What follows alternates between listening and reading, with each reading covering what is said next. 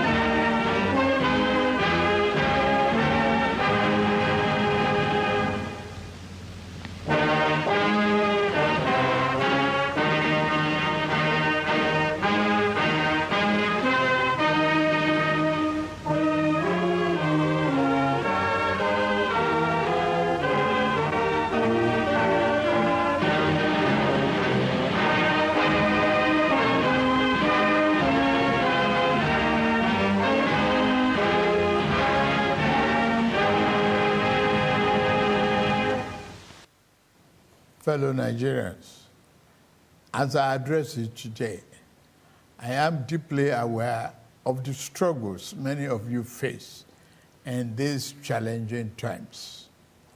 Our administration knows that many of you struggle with rising costs and the search for meaningful employment.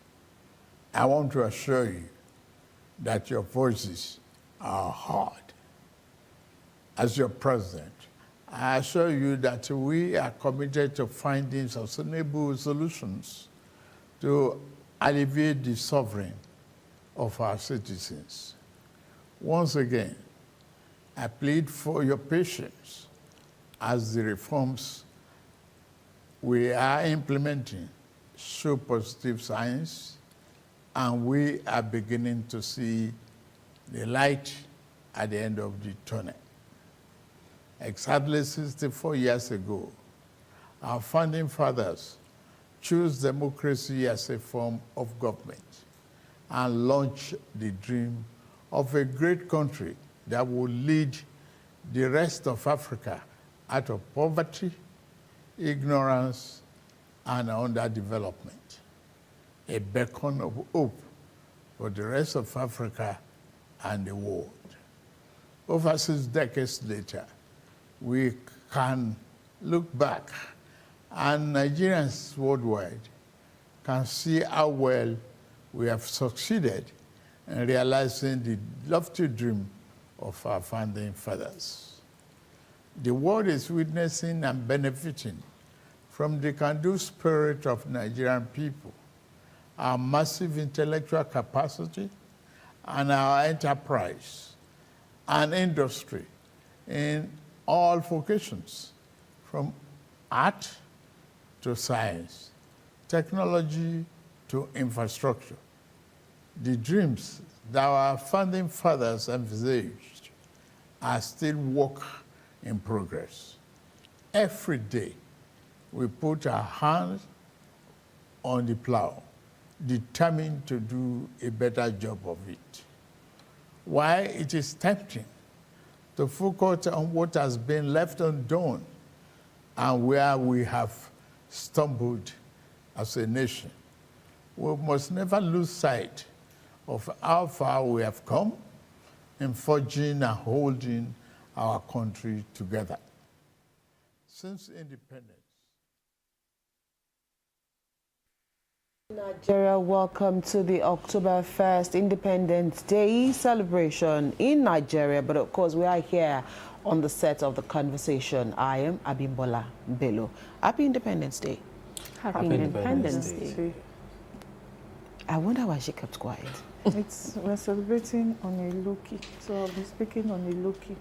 Well, that's not allowed. You cannot speak on a low-key because everybody needs to hear your voice. So let's do our introductions. Of course, my name is Joshua Murakia. Happy Independence Day, Nigeria. It's 64 years of nationhood. Hope you are enjoying yours so far. I'm enjoying mine. Cheers to the celebration. Good morning, everyone. I am Adibimpe Omotayo.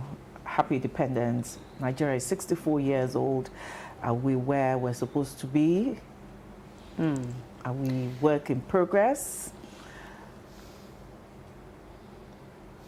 Okay. Oh, yeah. Are we where we are supposed to be, but we are not where we used to be?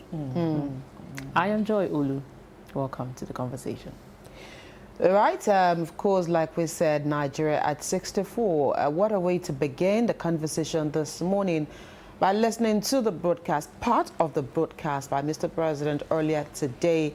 Of course, at 7 a.m., Mr. President addressed Nigerians and he highlighted a whole lot of issues during that address. And so we're just going to take a few of those things. Particularly for me this morning was the fact that he acknowledged that indeed there are issues, there are problems.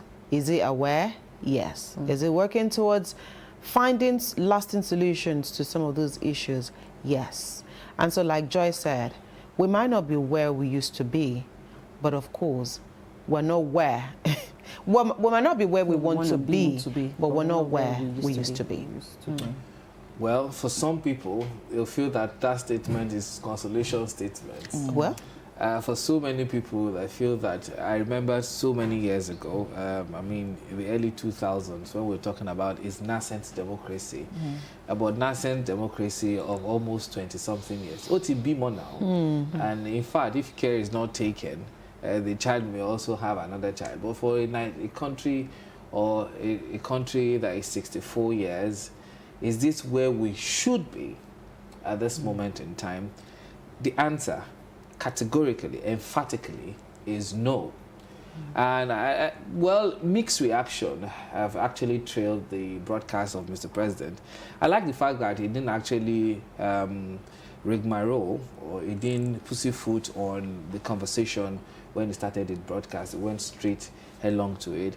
I like the fact that he didn't even touch on so many other issues that some people would have loved to hear. Personally, I felt we would have talked about the fuse situation. he glossed over it. He glossed over it. And that's right. The bottom line is, I like the fact that he touched on the fact that the youth are important and it's going to convoke a confab.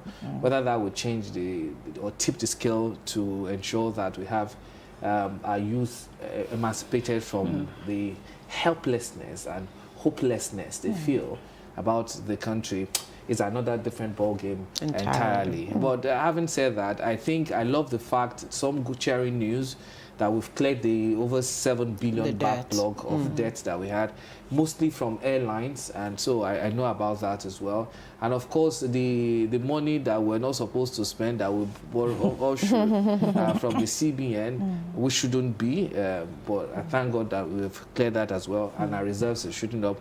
So it's not all that bad. Good news on that side as well, and the fact that the military making incursions into the enclave of terrorists. So I think it's a good news and it's something to cheer. But beyond that, we have so much ground to cover. Adibimpe, your takeaway? For me, my takeaway is security. Recently, we've not really had any major security breach in any of the northern states like it used to be.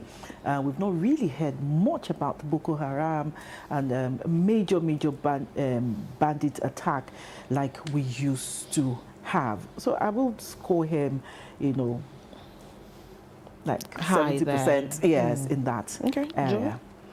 Well, he pleaded for patience again. Always pleading for patience, you know. And again, I want to take this. He says, while it is tempting to focus on what has been left undone and where we have stumbled as a nation, we must never lose sight of how far we have come in forging and holding our country together. And you know what Joshua said. Yeah, all might not be rosy and be the way we want it to be, but there are good sides to it. So it's a new year. Can we again renew our hope and look on the bright side? Okay. I also want to add something. He said, we are beginning to see light at the end of the tunnel. Again, perhaps that will also fall into what Joshua said earlier, some consolation message there. But again, I think it's a message of hope, and it's a message of, you know what, I understand that things are not the way it should be, but we won't give up. And right now is, you know, another time to again seek,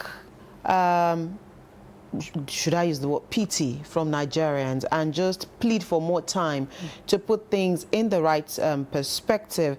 Talking about the convocation of a youth confab, again, some people are beginning to wonder what would be the criteria that would be, you know, an attendance for this. A organizer, young person organizer, a young person who works in the abattoir, a young person who does not even understand what the four walls of a classroom looks like. Will they be part of the confab? So I think the president or the presidency might still need to break this down going forward. What exactly is the confab to address? Though he listed, you know, some of the things that the confab would address, but again, I'm sure what will be the criteria for young people to participate in this 30-day confab? I'm sure it probably will be in Abuja.